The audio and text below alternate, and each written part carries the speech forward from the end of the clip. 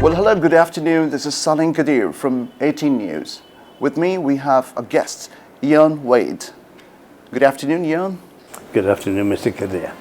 With more than 50 years of corporate management experience, the Hong Kong-based British businessman made his name in China by providing successful leadership at A.S. Watson, a Watson Group, a wholly owned subsidiary of Hutchinson Whampoa Limited from 1982 to 2006.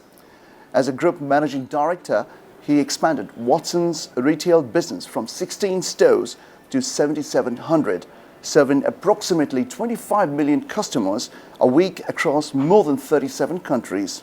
The company now employs more than 100,000 people and has more than 35 brands and operates over 16,500 stores. Ian, pleasure to have you here. Thank you. So there are a set of questions I would like to ask here about this business, particularly the retail expansion. What key strategies did you implement that allowed A.S. Watson Group to grow from 16 stores to 7,700 during your tenure as a managing director? Well, when I arrived in Hong Kong, early 1982, there really wasn't a big enough middle class to support chain retailing. So I had to wait a few years, which I did, and then we introduced Park and Shop stores and Watson stores and Fortress Electrical and other chains into Hong Kong. And how did you balance scaling with maintaining operational efficiency? How did I balance? Scaling with maintaining operational efficiency?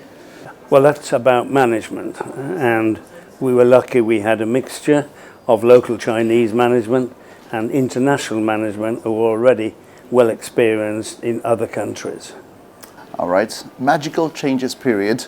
What are the components of magical changes? Is it the product line? Partially, but more importantly, learning how to lay out a store, get the right merchandise, and also then we created our own label, which makes you be able to pay the rent much more easily. So we'll now begin with customer-centric innovation topic. A.S. Watson serves around 25 million customers a week. And how did you ensure that customer preferences and demands were integrated into your business strategy across such a diverse global market? Well, we had a central worldwide department that monitored all countries and then centralized the needs, and we applied ourselves accordingly. Great. Regarding global retail management, as you know that you have been managing a company in over 37 countries involving navigating diverse consumer behaviors. What challenges did you face in localizing retail strategies while maintaining a consistent global brand image? Well, that's an interesting story because when I went into Europe in the early 2000s, I bought many companies in UK, Holland, Belgium, Germany, Poland, Spain, and France. So we had many different brands that were all leading brands in their country. So we supported those brands independently. What you should advise for a small retail chain having 5 to 10 years of professional experience to plan for dynamic, revolutionary expansion? Management is the key issue, to be honest. Management. And the person at the top really decides what happens in the business. If they don't, there's something wrong with the business. And what actions did you take to increase the footfall in the outlets, and how you managed to increase the customers' footfall, and what are the technique you followed? Well, usually to encourage footfall, you promote product. And we were good at promoting product and cutting the price by 25-30%.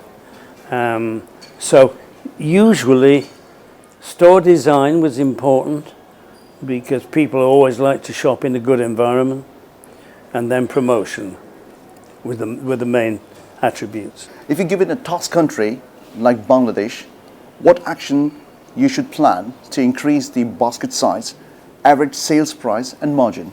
Everything boils down to range and promotion to fill the basket. What practices you had for the variable for remuneration, the sales stuff? Well, we always paid at least market value for the staff, and then many of them were on bonuses. And what kind of incentives, benefits you provide? The benefits tend to be stimulation to sell, and people were judged on their ability to sell and the results they got. And what was the original product line you have started? The original product line? The original, well, in terms of the non-branded, it was creating own label, which I did in the late 80s, because in China, where I went into in 1987, the rents were going up so quickly that without own label, you couldn't pay the rent. So basically, the profit on own label was twice that of a brand, whether that be Unilever or Johnson & Johnson or whatever. Following up with retail technology evolution, how did advancements in technology during your tenure shape your approach to retail, and what role did digital transformation play in expanding A.S. Watson's reach? Well, all of those factors combined, to be honest. It was really down to the skills of the top team that we had to merge the various factors that come into play, and then we had to adjust for online selling and so on. So really, once again, it's managerial. And if your managers are not on the ball, you're in dangerous ground. Following up with human capital in retail, with A.S. Watson employing more than 130,000 people, how did you build a strong corporate culture that could be replicated across different regions? Well, the corporate culture was very much based on how you look after people, and we had regular parties, regular sports events, and motivated people in that way. Regarding brand management, how did you manage A.S. Watson's portfolio of over 35 brands, ensuring they all remain competitive in their respective markets? Yeah. Well, that's down, in our case, country by country, and it's down to the country manager to assemble a team that could handle the different categories that made up the whole. And regarding the sustainability in retail, given your vast experience, how important is sustainability in retail today, and how have you seen its role evolving in shaping consumers' choices? Well, sustainability is a word, but it really means a combined effort to satisfy the customer. It's a big word, but it's a simple process. Satisfying your customer on a regular basis. To meet the demands of the consumer and to make sure that you can fulfill the goals, the ambitions. Yeah, because year by year those demands can change. Particularly now where massive change is going on, right, which is not reflected in Bangladesh today. In case of retail in emerging markets, you have had a significant influence in Asian markets such as China. What are the most important factors to consider when establishing a retail presence in emerging markets like China? Well, I entered China in 1987, and in those days we had to supply management from wherever. I did sometimes the UK, sometimes Hong Kong if we'd grown them sufficiently in the 5 years that I'd been there. But it's all about management. And if your management's not right, you have no chance.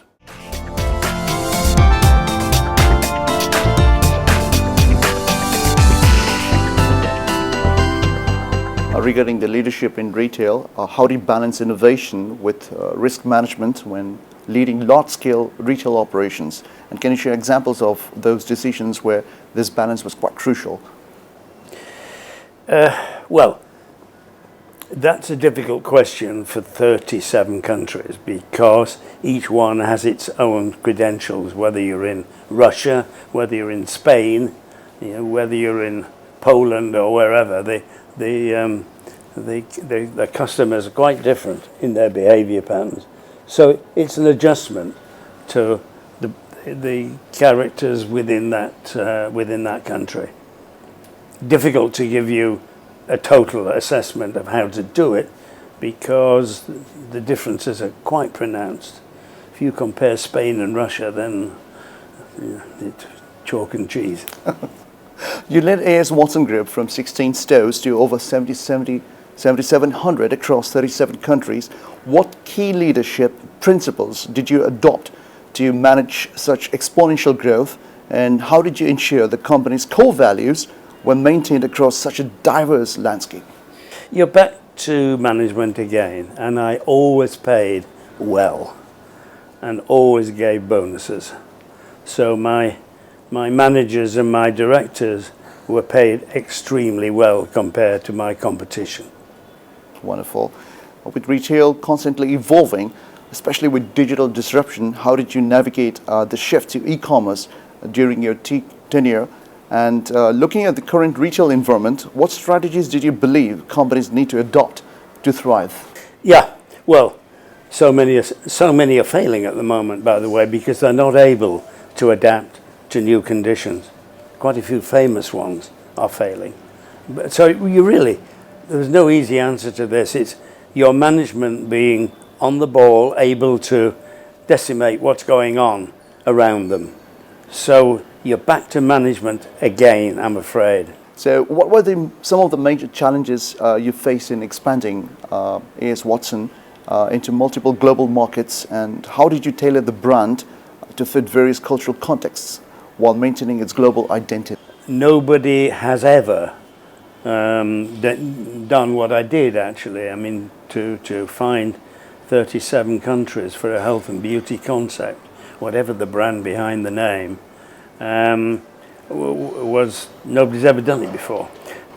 And it was largely because of my owner, Li Ka-shing, who gave me the ability, the power and the support to go out there and spend the money wisely and come back with the result.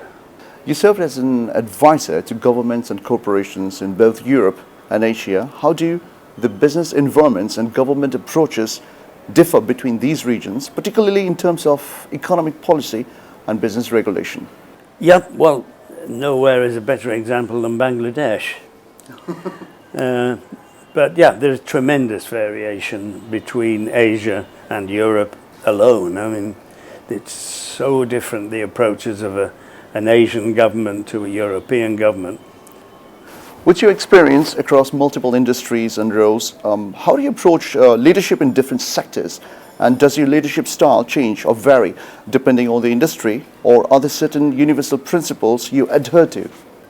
Well, we're back to the same subject, I'm afraid, management. But the man at the top has to make a difference. And I spent most of my time on the sales floor. I didn't sit in offices. I spent my time on the sales floor so I could get a first-hand idea of what was going on and create relationships with the people who work for me. That's a remarkable action of a leadership that you have maintained. And with the sustainability becoming increasingly important in the business world, have you seen corporations evolve in their approach to environmental and social responsibility? How do you think the companies should balance profitability with sustainable practices? Interesting question. Well, again, it's down to each company because they all have different ideals. Some have ideals to support the consumer more than some. But it's times are changing a lot, and you've got to change with those times. And if you don't, then you're going to fail. I mean, in Bangladesh, it's early days for retail. I wish it was making a bit more progress than it was, but it's still early days and there's a big future ahead. Hopefully. As an advisor to the Shenzhen government on leisure leisure activities and your role in various retail ventures, what emerging trends do you see shaping the future of leisure industries? And how do you foresee the intersection of technology and leisure in urban development?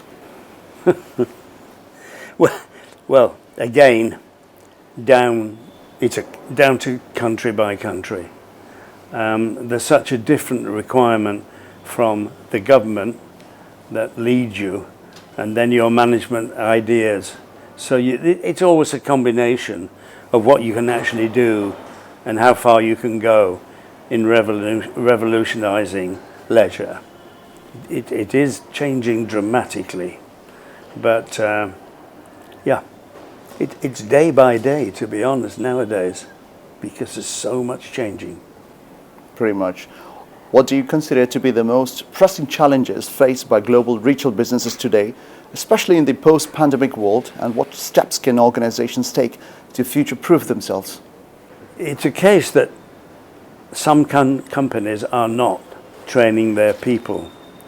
And there is no substitute for people having a learning curve for a few years to learn the name of the game. And some companies are just trying to buy in skills and are incapable of blending those skills.